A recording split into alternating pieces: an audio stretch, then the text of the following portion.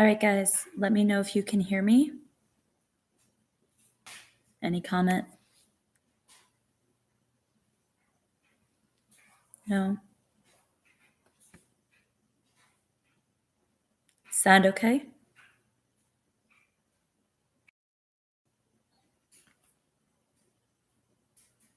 Hi, Chase. Okay.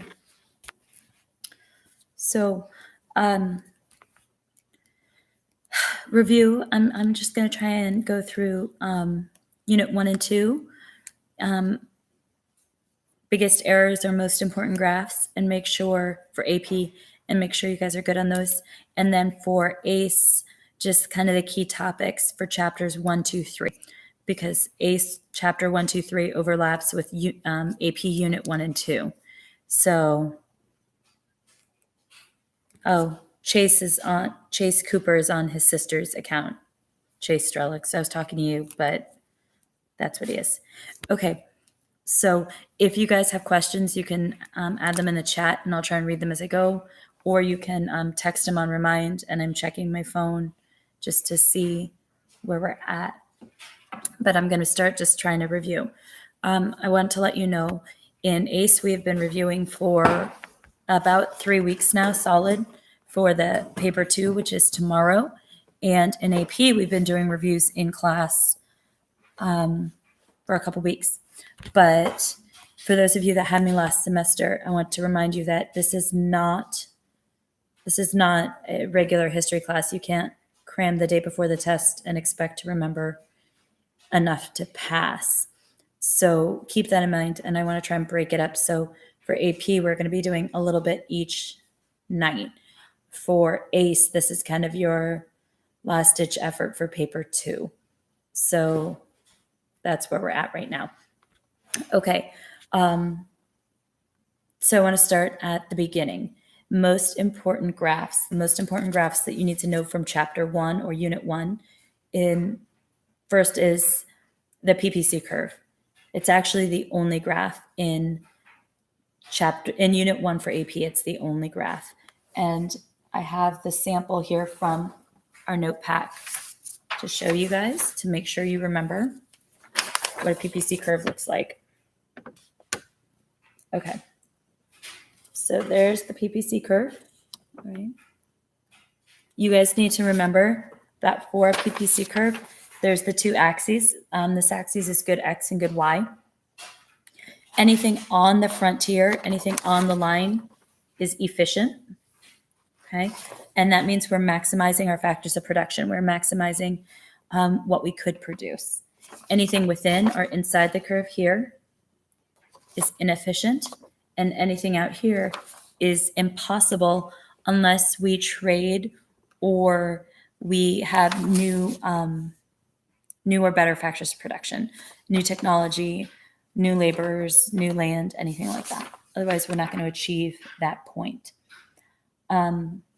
For my ACE kids, I want you to remember that your PPC curve, this frontier where it says A, B, C, D, E, that curve is any point on that curve would be your long run aggregate supply. I'm sorry, your aggregate supply curve. It would be the same as your aggregate supply for your economy. And the only way that you can shift your aggregate supply or grow your aggregate supply is to expand this curve outward. Okay. Also for my ACE kids, is point C efficient? Yeah, it's just a crappy circle. It was just their dots are not exact, but yeah, point C is on the line. A, B, C, D, E are all on the line right there. Yeah, they did their best in this document. Now I forgot what I was saying. Oh, aggregate supply. So your aggregate supply curve also only shifts outward or to the right if you have new or increased factors of production or new or increased technology that will move your aggregate supply curve. So that would be outward. Now for ACE, the other thing you need to know is potential growth versus actual growth. So actual growth is going from a point inside like F onto the line, F to D, F to B, F to A. That's actual growth. It's attainable. You could do that right now. Potential growth is what you could do. So that's anything on the line out to point W. In order to achieve that potential growth, you have to have something more than what you've got right now. Actual growth you can do with what you have right now. What causes aggregate supply to shift to the left? My left, your left is this way. Okay, a decrease in the factors of production, unemployment. Those are going to be factors that will shift aggregate supply to the left or decrease the production for a country. So if a country is continuously operating at unemployment or underemployment, it's going to shift to the left. Or if, let's say, they're in the middle of a war and one of their buildings gets bombed and blows up a factory or something like that, their aggregate supply would shift to the left. If there's a massive hurricane and it destroys a lot of land that was farmland, then they can't grow crops. That would shift it to the left. So that would all shift aggregate supply to the left. Okay. That was ACE for my ACE peeps. For AP, this is the only chapter 1 graph you need to know. Okay. Then also for AP, the other main topic in chapter 1 is comparative advantage and making sure you understand the output and input method for determining comparative advantage and finding opportunity cost.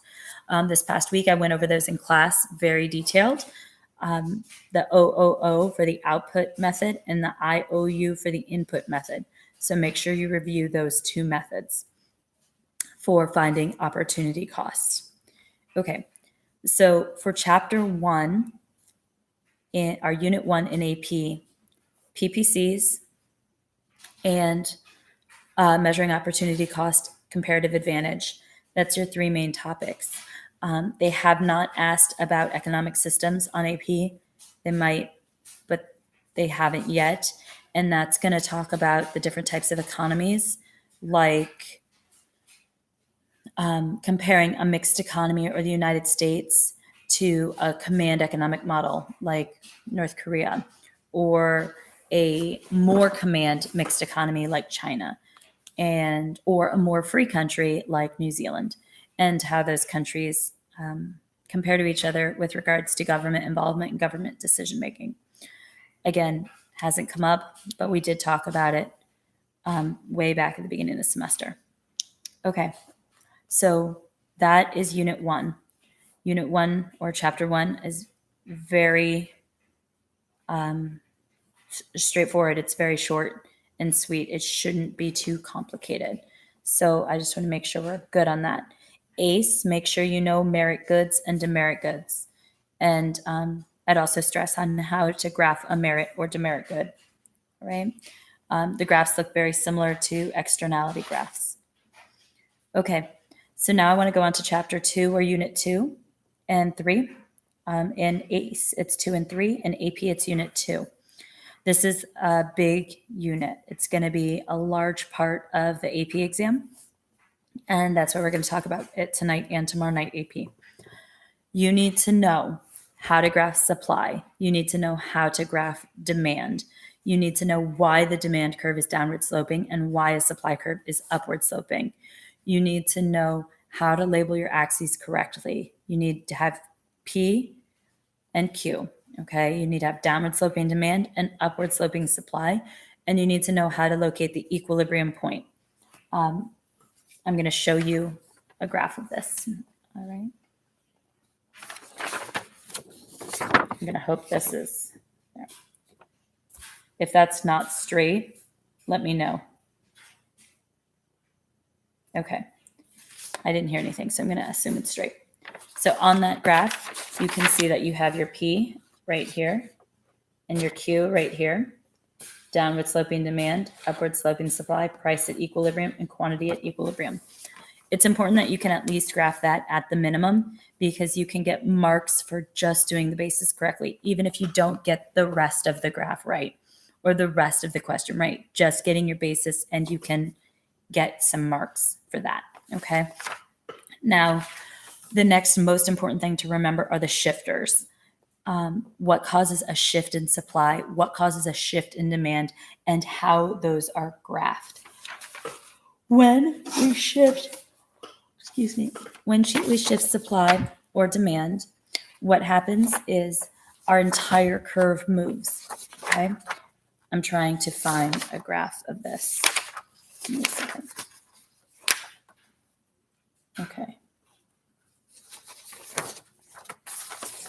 Here's an example. Okay.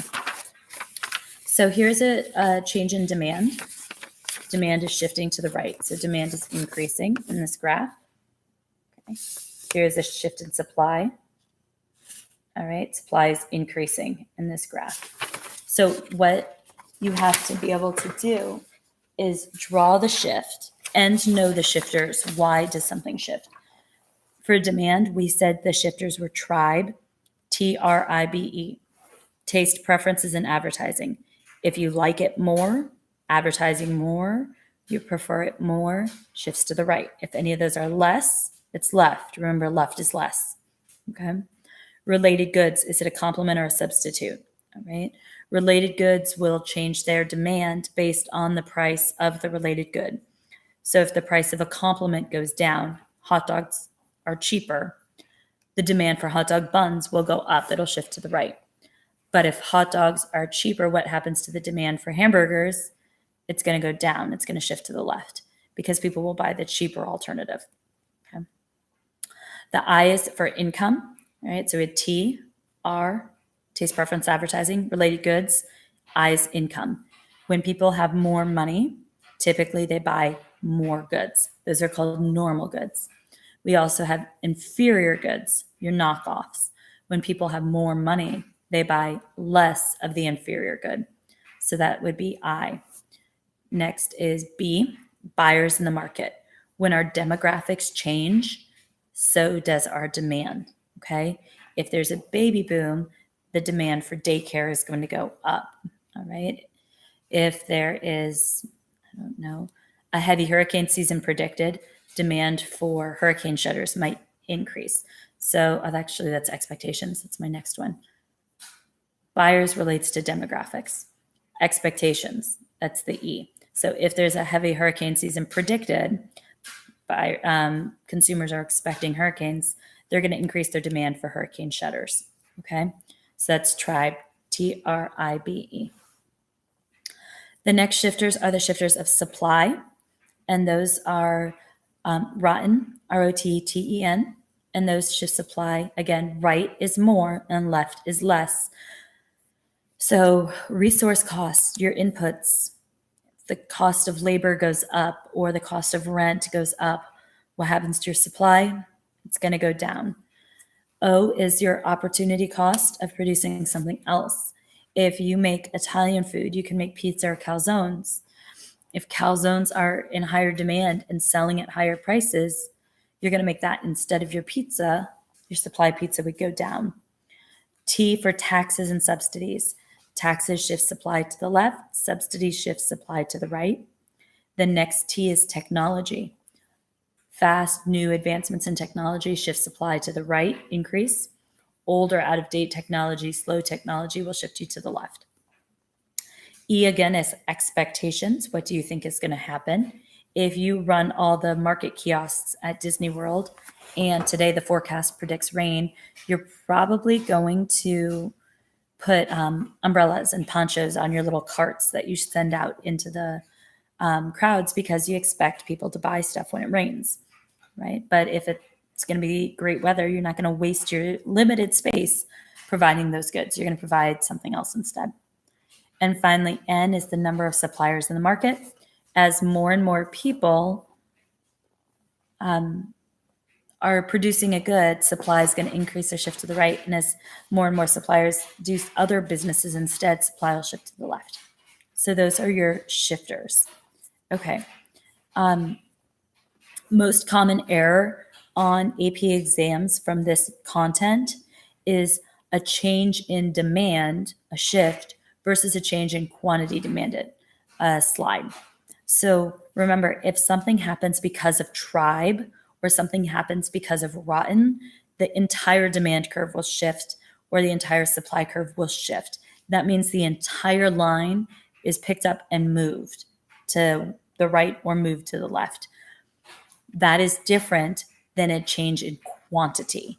A change in quantity happens because you move up or down the already existing curve. Okay? So you need to make sure when you're graphing or when you're explaining, you are very clear. Is this a change in demand, meaning you drew a whole nother line, or is it a change in quantity, meaning you move from one point to another? Okay? Because they're not the same. The other one would be the same for supply. Is it a change in supply? You actually drew an entirely new curve, or is it a change in quantity? You move from one point on the supply curve to another. Okay, so those are your two distinctions, and you have to make sure you are clear. Correct, Madison. When price changes, then quantity demanded changes. Or when price changes, then quantity supplied changes. When price changes first, then we change quantity. Okay? If something other than price changes, some other factor, then we shift the whole curve. Then we're going to change the entire supply or demand curve. Okay? So we just have to make sure we read the question, what is happening first? All right? Because let's say demand, the entire curve does increase and shift to the right. So you have your downward sloping demand curve, right? If you have your axes like this, I hope this is the right direction for you.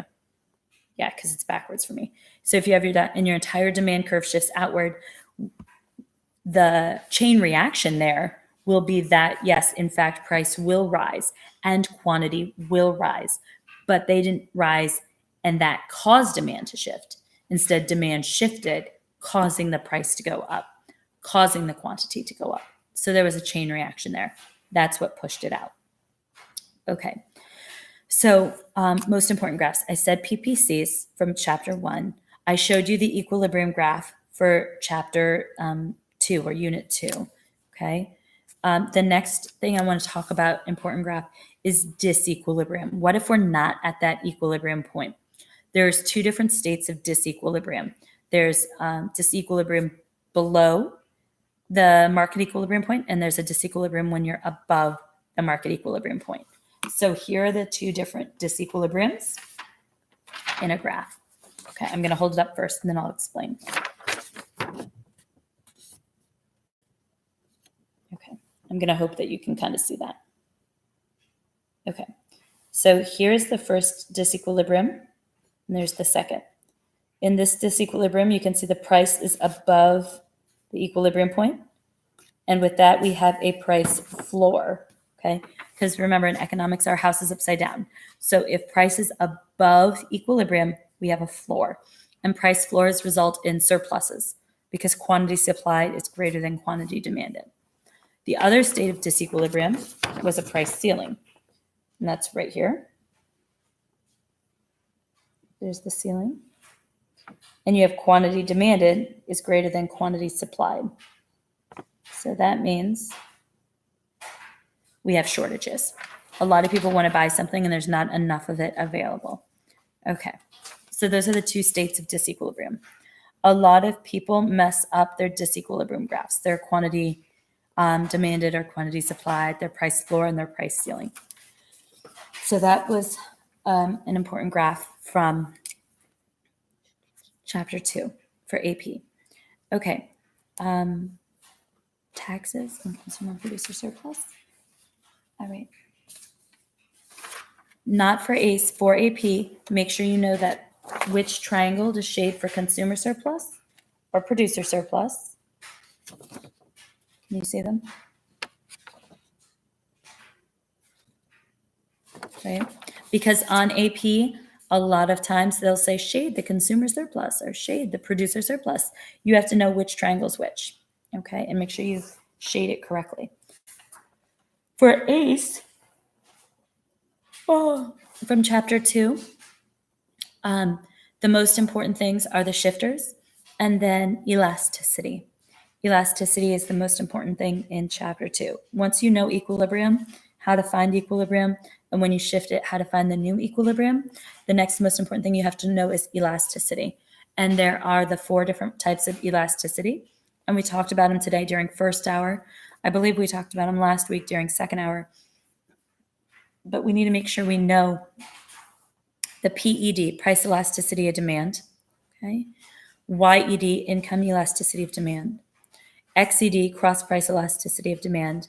And PES, price elasticity of supply.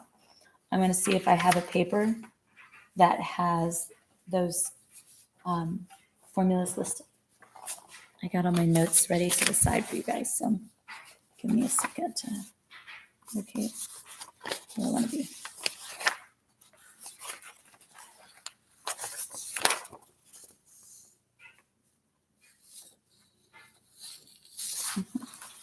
I know where it is. Hi, Robert.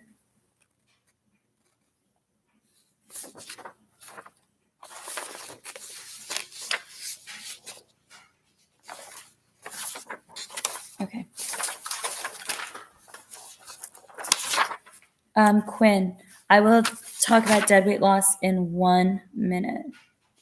Give me 1 minute.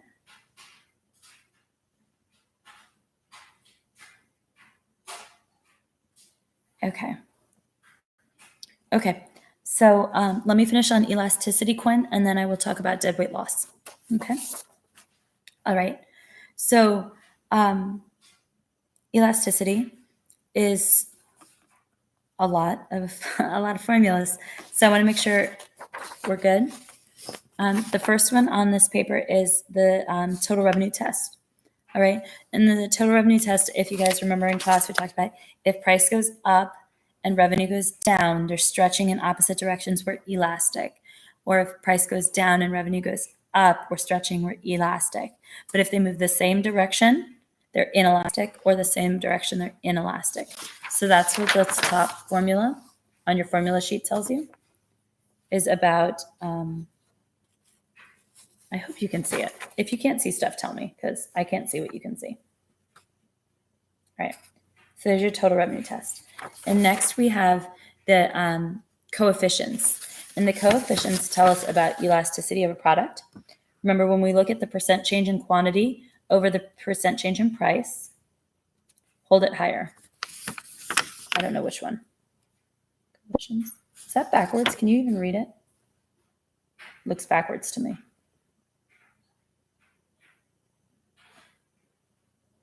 Okay. So on this one, we know that when we do the formula, if it's greater than 1, it's elastic. If it's, oh, good, Chase. If it's equal to 1, it's unitary. If it's less than 1, it's relatively inelastic. And if it's equal to 0, it's perfectly inelastic. Remember, that's your vertical demand curve. Or if it's equal to infinity, it's perfectly elastic. That's your Mr. Darp, perfectly elastic demand curve. Okay.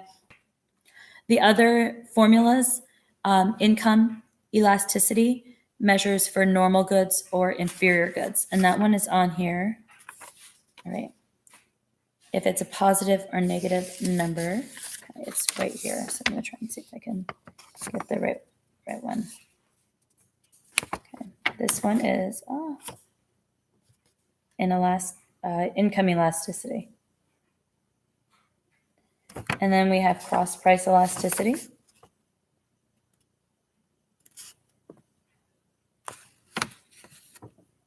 And if you're wondering, a good's a complement when EXY is negative, right?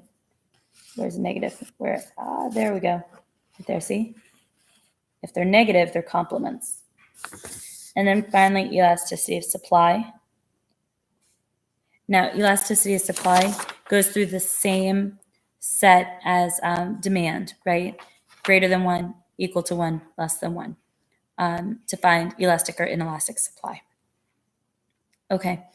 And I went through all those graphs in class. You can Google graphs of elasticity or the ranges of elasticity, and you will find it.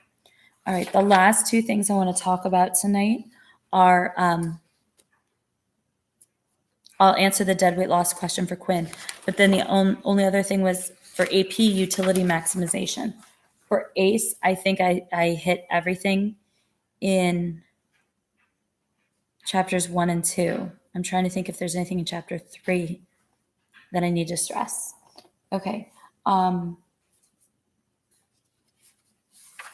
Okay, so I have, okay.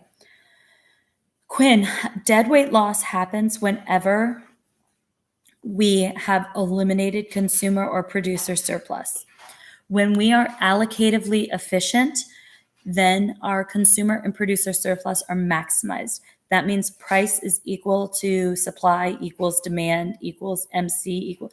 It's where we hit the intersection point of supply and demand, or demand and our marginal cost curve. So, for example, on this first graph I showed you of consumer and producer surplus, right? You can see that they go all the way to that equilibrium point and back down. So that means this triangle is maximized, this triangle is maximized. We have maximized our social welfare in this situation. But we don't always price at equilibrium, and we don't always produce where it's most efficient. So what happens is what we call dead weight loss, and that means that society has lost some welfare. We've lost some possibility of production. So here is an example. If we have instituted a tax, I'm going to look at which tax I've been pointing to first. Okay, here. So here is a tax, okay? We have original supply curve right there, S1. And now when you instituted the tax, we shifted to the left. There's our S2 curve. So our producer and consumer surpluses used to be maximized. It used to be the full triangle, okay? So we used to have this triangle as our consumer surplus, this triangle beneath as our producer surplus. Well, when we instituted the tax, we caused our price to go up to here. That means our consumer surplus is this little tiny space up here now. It got smaller. Now our producer surplus is going to get smaller too because this is a tax. So it's down here. And this rectangle in the middle is the government's tax revenue. But what is this crazy little triangle right here between these dark dots? That used to be surplus, but it is no longer a surplus. That tells me that that is a dead weight loss, okay? It is the loss to society that we have experienced as a result of this price control, okay? As this messing with a price in society. And that's what we had as the result, okay? All right. I am at 28 minutes right now. I was trying to only go for 30. So I'm going to just kind of sit here and let you guys ask questions. If you have any questions, just let me know. Okay.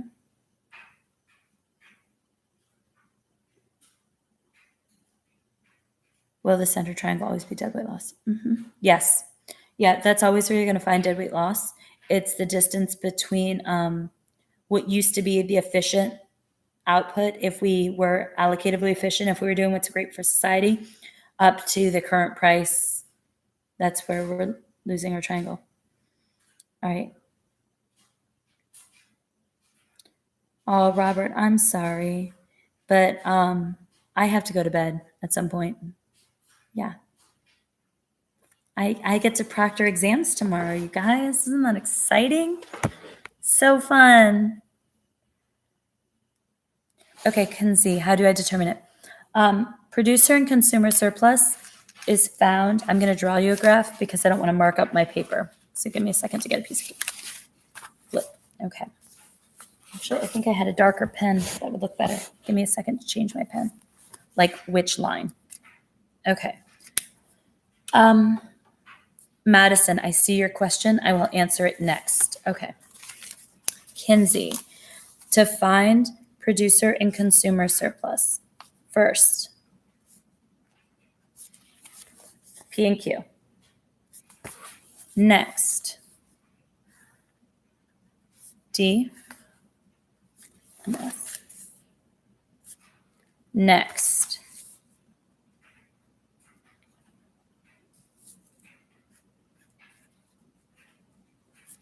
equilibrium.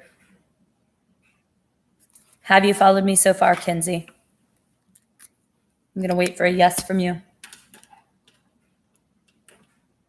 Okay, you're good so far. Perfect. So now to find a consumer surplus. Okay, I'm going to try and do this so I can backwards. You always start at your equilibrium price. Okay, and I go all the way over to my equilibrium point, and I pull up along the demand curve. That is my consumer surplus. Okay,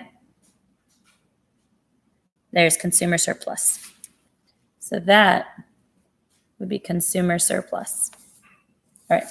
Producer surplus does the same thing, except producers supply things. So the producer surplus, you're going to start at the equilibrium price, go over to the quantity, and follow the supply curve. So here we go. Starting at equilibrium price, over to the equilibrium point, and follow it down the supply curve. This is my producer surplus. I'm totally coloring this in.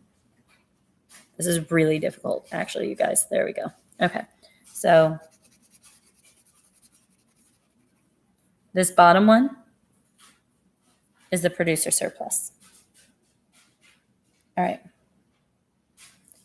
Let me know if that made sense, Kinsey, and then I'll show you how to do it if there's not an equilibrium point. If you're good with that, I'll show you the other one. While I'm waiting on her reply, I'm going to answer Madison's question. Madison asked, why do we need price ceilings and floors? Price ceilings and floors are there to help certain people in certain markets. So, Kinsey, I'll come back to you in a second. A price ceiling, okay, is going to be a maximum price below equilibrium. An example of this is rent control in New York City. That's how Monica and Rachel were able to afford their apartment in the TV show Friends, okay? They had a rent controlled apartment, and that allows lower income people the ability to get housing close to where they work. So something like rent control or a price ceiling can be a good thing. It benefits consumers.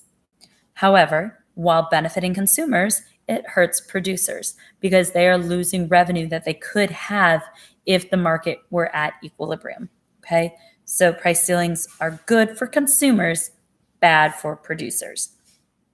A price floor, on the other hand, is going to be above equilibrium. So it's going to hold prices artificially high. This is good for industries like agriculture. We have this in the United States for agriculture. We have price supports that keep prices high so that farmers, the suppliers, will get paid for their products, because if we didn't do that, they would have an incentive to limit the supply of food, which would hurt poor people. And we don't want that to happen. We want to have excess food because then everybody can afford to eat. So the price floor above equilibrium benefits producers, but it can hurt consumers because now prices are held arbitrarily high. And what happens with both of these things is black markets, or people trying to get around the system. And so they're not always the best, okay? There is that would be the answer. Madison, let me know if that answered your question. Okay, so now Kinsey, we were talking about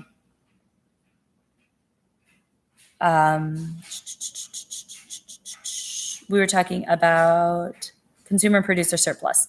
So here we go. Okay, so let's look at what happens in a market that's not at the allocatively efficient output. So I'm going to draw a new supply and demand curve for you. And for this one, we're going to see when price is not there. So here, I'm going to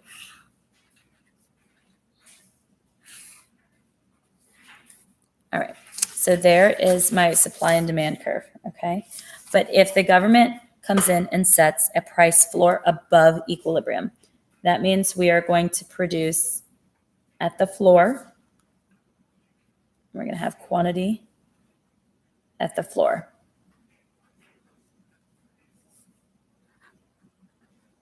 Okay. So Kinsey, here is the graph, okay? So here's the price at the floor. Now remember, to find my consumer surplus, what I'm going to do is I'm going to start at my equilibrium price, and I'm going to take it over to the curve and then follow up the demand curve. So my consumer surplus, I'd start right here, go over, and follow up the demand curve. So this little triangle right here, that would be my consumer surplus.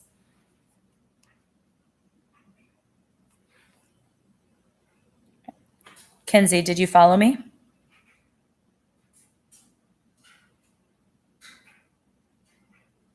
Okay, perfect. Now for producer surplus, this is where you're going to get that really weird shape because you're going to go from your price to your quantity, then you have to drop it down to find the supply curve. So for producer surplus, I'd start here at my price, go over to my quantity, and then I have to find my supply curve and bring it down. So then I get this really weird shape. It's like a rectangle and a triangle on the end, okay? And that would be my producer surplus right there, that weird shape, okay? So that's how you find it when they're not. Chase Cooper, that's going to be more like a paper 4 question, but really not. It's going to be probably multiple choice for you guys. But it is definitely going to be on the EP exam for them on Friday. Where's deadweight loss on this graph? I'm going to color it in purple. Okay. So yes, this other one that we just made. Okay. Consumer surplus, producer surplus.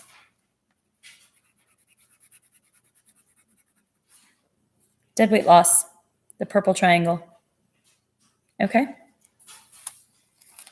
All right. So now I'm going to go back to Jalen. Okay. So what I've covered tonight is everything I'm going to cover for AP, unless you guys have specific questions. I'm going to answer Jalen's question for ACE because their test is tomorrow. So AP people, unless you have a specific question for me, I'm going to stop on that topic and just answer my ACE babies because you guys are tomorrow. Okay. So Jalen, monetary and fiscal policies. All right. We talked about this in class today, but I can't remember who was in my room today and who wasn't. So fiscal policies are the policies that the government does. The government's main things are taxing and spending. And the goal of fiscal policy is to change aggregate demand. They want to either shift aggregate demand to the right, increasing aggregate demand, or they want to shift aggregate demand to the left, decreasing aggregate demand. And what they would do is they regulate taxes and they regulate government spending in order to get aggregate demand to move.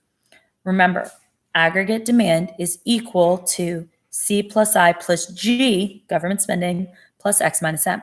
So if we cut taxes or if we increase government spending, what we would do is we would be impacting C, I, and G, okay? Increased government spending increases the G.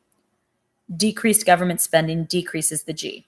And that would cause aggregate demand to either increase or decrease. Taxes, on the other hand, impact C, consumption, household consumption, consumer spending, or B, business investment. And if we cut taxes, C and I are both going to increase. If we increase taxes, both of those will be decreasing. Okay. So if we were trying to increase aggregate demand, we would use expansionary fiscal policy, and we would expand it by cutting taxes or increasing government spending. That would be fiscal. Okay. Yes, Madison, fiscal and monetary are both aggregate demand. Supply side is aggregate supply. Yes. Monetary policy is what the Federal Reserve Bank does. So if you think about monetary, think about money, okay? And what they can do with monetary policy is they can increase the money supply. They can either sell bonds to get more money out in circulation, or they can mess with interest rates, Okay. So if they start selling bonds, in ACE, we did the simulation where I was the Federal Reserve, remember? And I sold all these bonds or I started buying up the bonds. And what I would do is if I bought up all the bonds, I held the bonds in the bank, but all the money was out in the people. We've increased the money supply. All the people are holding cash in their hand. They're going to go spend it. Okay. So that was my way of increasing the money supply and increasing aggregate demand. Or I could start to sell off bonds. And if I start selling bonds, people run to me and hand me their money. I have all their money in the bank. So that's going to decrease aggregate demand. It's going to shift it to the left. They do the same thing with interest rates and they toggle them. If interest rates are low, people are going to spend more and save less. If interest rates are really low, you can buy a new car, buy a house, or do things like that. But if interest rates are really high, people are more likely to save their money because if you're going to make a lot of money putting it in the bank, that's going to be where you put it. So they use that to increase or decrease aggregate demand. Supply side policy is how we influence aggregate supply. And that really relates back, I'm sorry guys, to our factors of production. I just totally blanked there. At the very beginning of this video, I talked about aggregate supply and how it relates to our PPC curve. And the only way we can shift our production possibility curve out is new or better factors of production. And that's really what aggregate supply comes down to. Specialization, increased education, increased training for our workforce, pouring money into those kinds of things and getting our economy to produce more. That would be a supply side policy, getting aggregate supply out to increase and grow the economy. Okay. Jalen, let me know if that answered your question. Madison, I think I answered yours, but yes, fiscal and monetary are aggregate demand. Supply side is aggregate supply. Sebastian, okay. So elastic and inelastic. I talked a little bit about that in the video a little bit ago, but elastic and inelastic demand are measuring the responsiveness to price changes. If prices go up, what do you do? If prices go down, what do you do? And how does it change your behavior?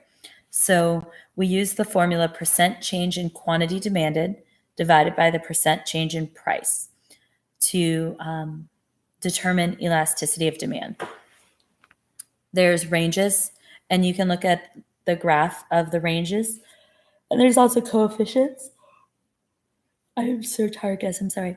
And there's also the total revenue test. And then there's the determinants. So those are 4 different ways we look at elasticity of demand. Okay. The determinants of elasticity. Are there substitutes? If there's a substitute good, your demand is elastic. You're going to stop buying it when it gets expensive because you'll go buy a cheaper substitute. Is it a luxury versus a necessity? If it's a luxury, you're elastic. Price goes up, you quit. You don't care.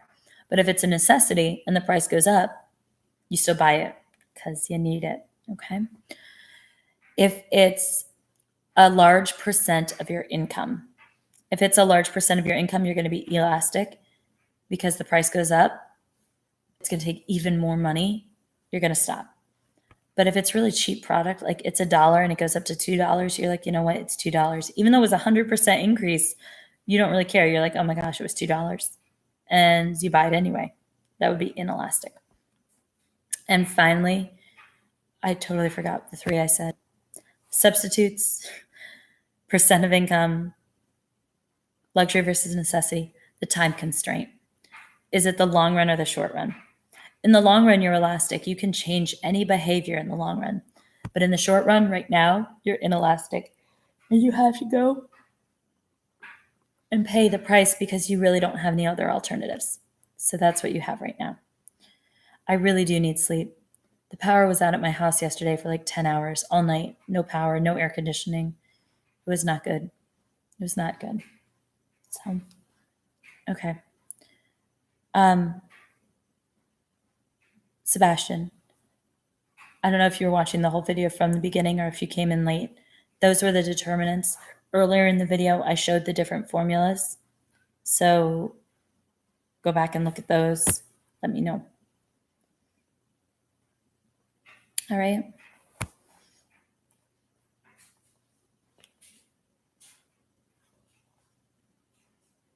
Ace peeps, you good?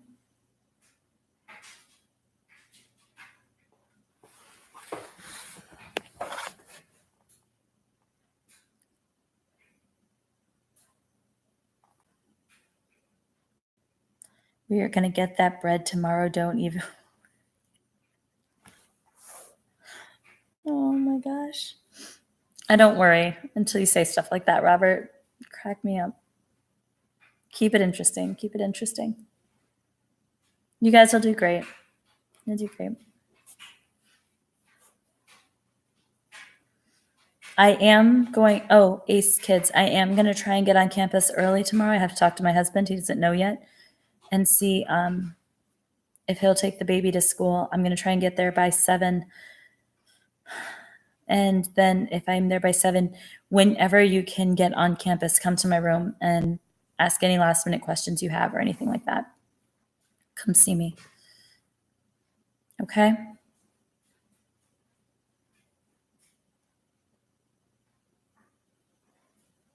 We good? All right. If you guys aren't asking questions, I'm going to go to bed.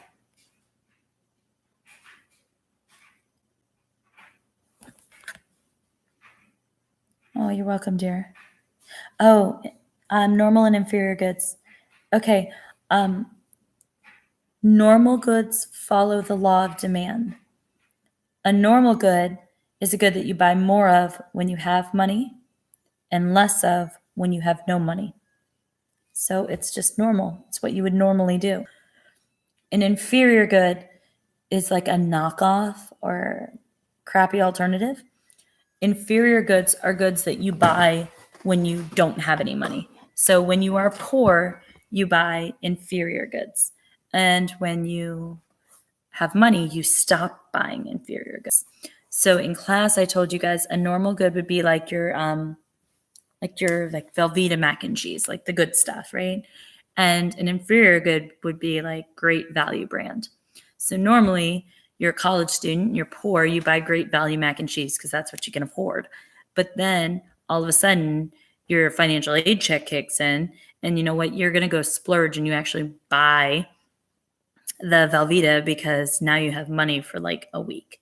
So then your fancy stuff would be your normal good.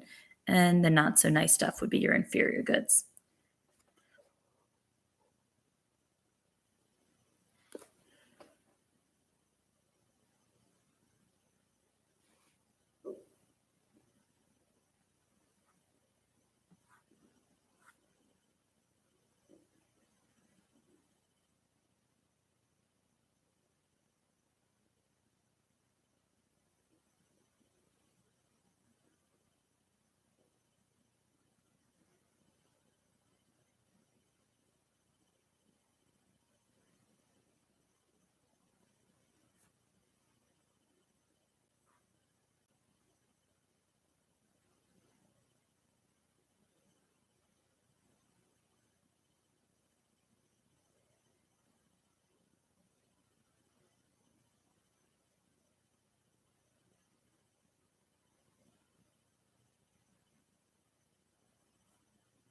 Okay, are we good?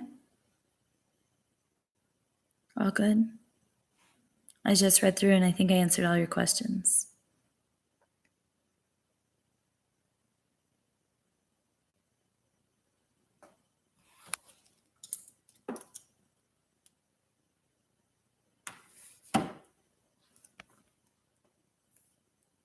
All right, guys. I'm going to wrap it up and say have a good night. Don't stay up late studying. Make sure you get sleep.